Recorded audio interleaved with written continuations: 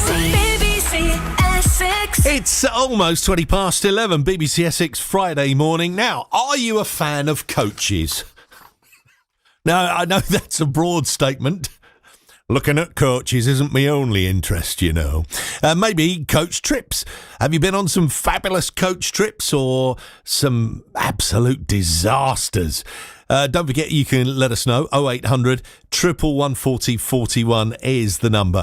Now, if you're a coach driver, let me know what it's like and whether you think the industry needs a bit of a boost, because the Confederation of Passenger Transport says that coaches should be front and centre when it comes to the government's transport strategy. Now, ahead of the general election later this year, they want the coaches to be incorporated into local transport plans. They also want coaches viewed as part of the solution to local air pollution and want to develop a net zero strategy for coaches. CEO Graham Vidler puts it, the coach industry is proud to be self-sufficient, but engagement from the government can take the power of coach to a whole new level. The power of coach, eh? Now we're joined this morning by Phil Smith. Phil is the coaching manager at the Confederation of Passenger Transport, and he joins me this morning. Morning, Phil. Good morning, and thank you for having me on. Ah, bless you. No, it's our pleasure. Now, what is the power of the coach, as Graham had put it, and how can it help when it comes to transport strategy?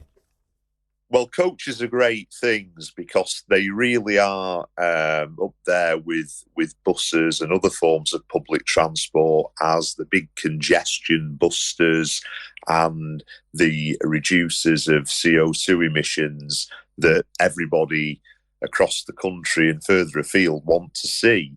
And coaches fulfill a multitude of different transportation needs. I mean, you know, I listened to your intro about, you alluded to holiday trips and leisure and tourism, but they also do some quite heavy lifting as well. You know, when the railways aren't working, it's usually coaches that come into the breach to actually keep the rail passengers moving when there's engineering works or something's happened on the line. 600,000 school children every day are transported from home to school by coach. That's in addition to the ones that travel by bus.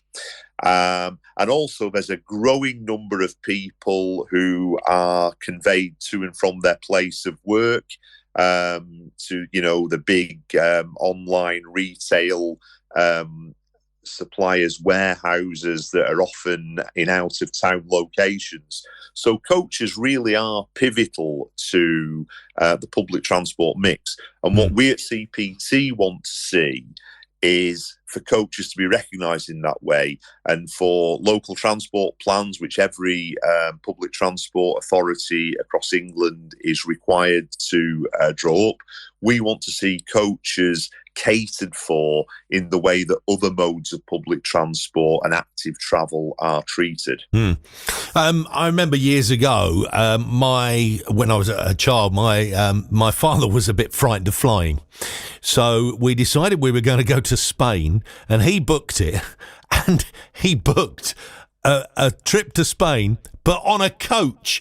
It was the longest coach journey I've ever been on. I think it took about 24 hours. There was a couple of drivers, one on, one off, so they could sleep between their shifts. Indeed. But I remember back then there wasn't a lot of leg space. It was a bit of an old rickety thing. Coaches these days are a lot more plush and bigger, aren't they? They absolutely are. You would have plenty of leg room. You would, in all probability, be sitting in a leather seat. There would be air conditioning. There would even be, in some cases, video screens inset into the seat back in front of where you were sitting. Much more like it travelling on an airliner. So, I remember those days in the 1980s. They were pioneering times, but coach travel, particularly to international destinations, is now on a completely new level to those days.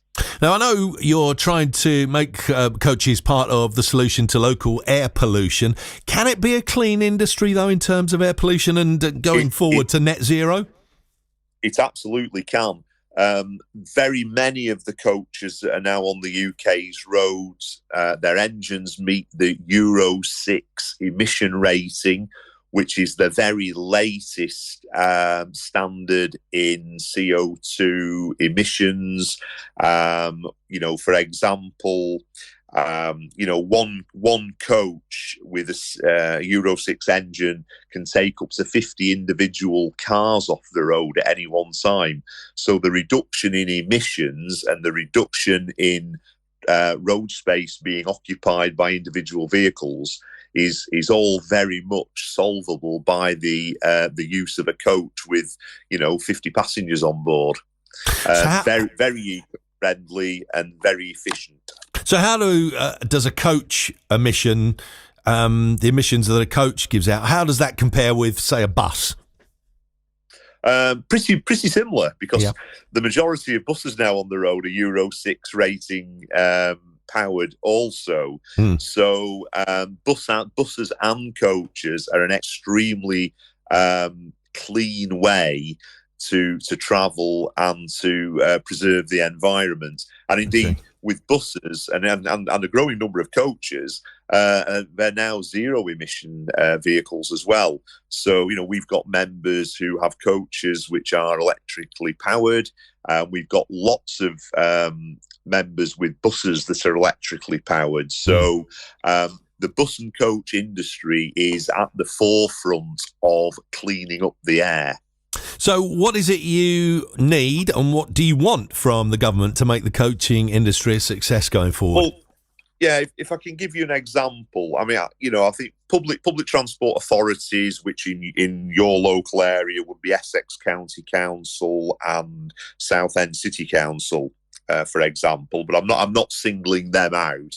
I'm just giving you examples of which authorities are public transport authorities. Yeah, but all those PTAs have to submit a public transport plan, and they're usually very detailed in the cases of what they want from bus services, but they're much less detailed when it comes to provision for coaches, whether that be parking arrangements, setting up and picking down in historic locations, like Colchester, or seaside resorts like Southend, and coach parking. And even in some cases, well, I'm not saying this is the case in Essex, even sharing bus priority measures like bus lanes. There are restrictions in some parts of the country on coaches going into them.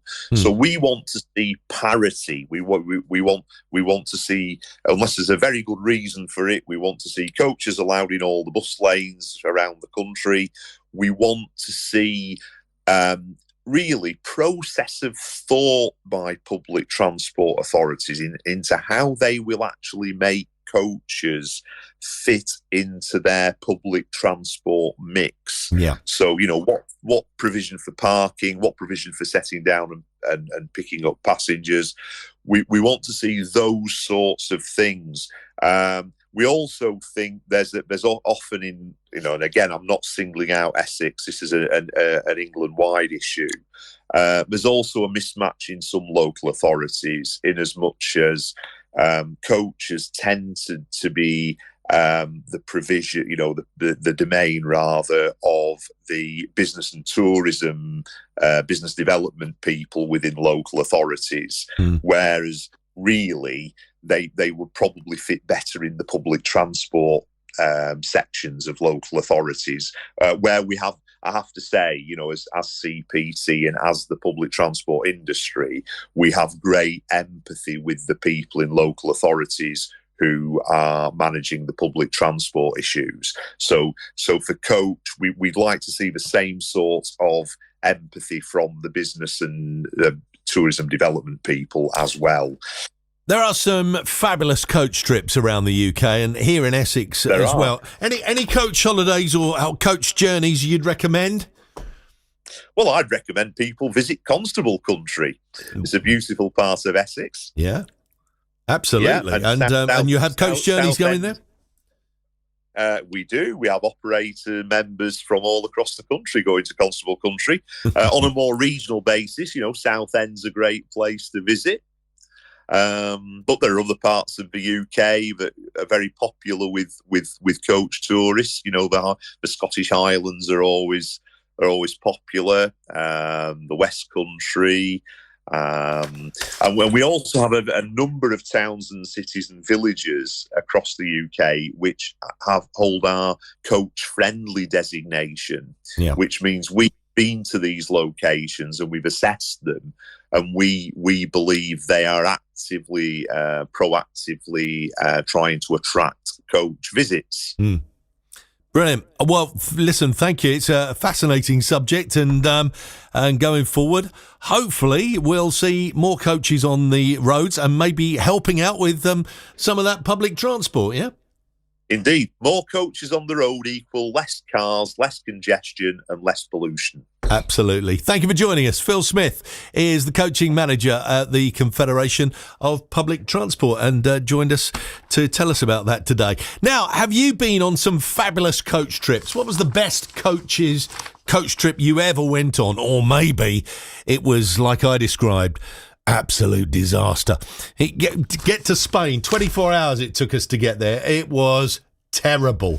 It was awful. And I remember when we got home, my mum said to my dad, we're going again next year, but me and the boys are going on a plane. It was just a long journey. But there must be a coach journey you've been on. Maybe you can recommend something yourself, a coach trip. It'd be great to hear from you. 0800 111 40 41. And to prove that this show isn't just thrown together,